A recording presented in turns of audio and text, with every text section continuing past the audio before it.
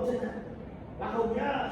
Ôi, một, hai, ba, bốn, năm, sáu, không nào, bảy, tám, chín, 10, 11. Các bạn nhìn thằng này chưa?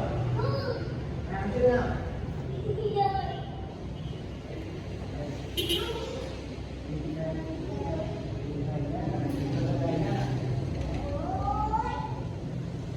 Ôi, bây giờ đã đi bộ cái chỗ này là đi bộ nào? Đi bộ cái chỗ nhà, nào đi trên nào? Ôi, có chú ý á, khi thầy vỗ tay là chạy thật nhanh đấy chưa? Nhớ chưa nào?